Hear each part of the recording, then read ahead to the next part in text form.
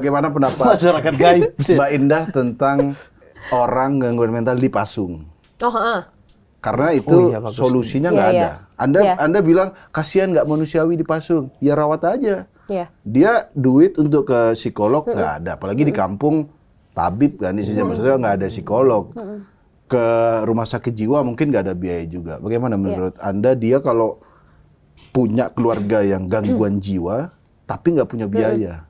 Harus gimana tuh? Iya, sebenarnya mungkin ini juga jadi salah satu edukasi juga ya, bahwa itu tadi yang aku bilang, psikiater khususnya di rumah sakit ini sebenarnya sudah banyak yang kita bisa pakai asuransi gitu. Jadi nggak usah takut terkait biaya, sebenarnya itu masih bisa diusahakan. Okay. Nah, aku tuh ada satu teman juga, dia penyintas gangguan jiwa, penyintas lupa penyakitnya apa, tapi di awal keluarganya itu tidak menerima dia kena gangguan jiwa, jadi dipasung. Jadi dia dibawa ke satu tempat dan ternyata di dalam tempatnya itu dia dipasung gitu. Itu malah memperburuk keadaannya dia.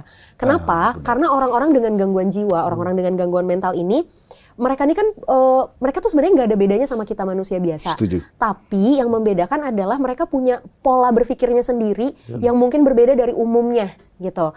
Nah, ketika mereka akhirnya punya pola pikir yang berbeda sendiri, terus orang di sekitar mereka tidak mendukung mereka, apalagi bahkan sampai memasung mereka, itu kan membuat mereka semakin terkurung kan. Nah, itu yang justru malah memicu kondisi kesehatan mentalnya makin gawat, makin buruk gitu loh. Jadi alih-alih supaya tenang dalam tanda kutip ya gitu, dipasung supaya tenang, enggak, justru mereka nggak jadi tenang gitu. Mereka malah jadinya ya merasa terkurung. Udah emang kemarin nggak ada yang dukung, dikurung pula, dipasung pula gitu loh. Udah malah makin ngerasa sendirian jadi.